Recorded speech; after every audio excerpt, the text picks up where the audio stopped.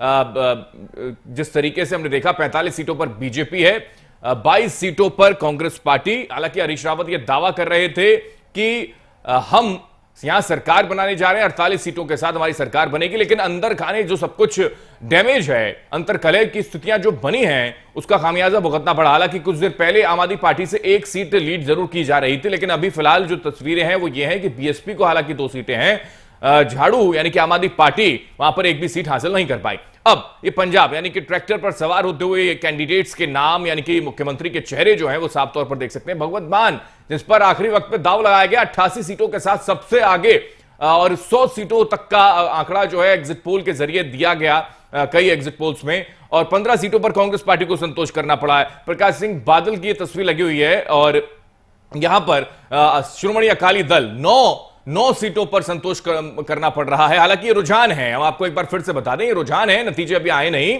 नतीजे धीरे धीरे आने शुरू हो जाएंगे, लेकिन ये लीड करने की भूमिका में कितनी सीटों पर कौन सी पार्टी है वो ग्राफिक्स के जरिए आप देख सकते हैं कि ट्रैक्टर पर सवार होकर महासमर 2022 में कौन कितनी सीटों पर है।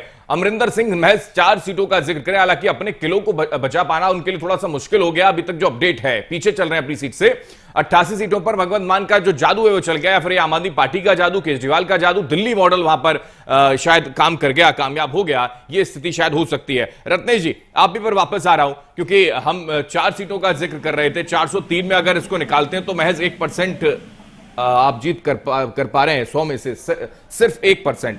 आपने हालांकि कहा कि बूथ लेवल पर बीजेपी का मैनेजमेंट बहुत शानदार है, और कार्यकर्ता हालांकि कांग्रेस पार्टी का सबसे पुराना वहां पर, लेकिन न केवल उत्तर प्रदेश बल्कि उत्तराखंड, पंजाब, आपको हर स्टेट से नकारा जा रहा है, यह स्थिति बन गई है क्या रत्नेश जी?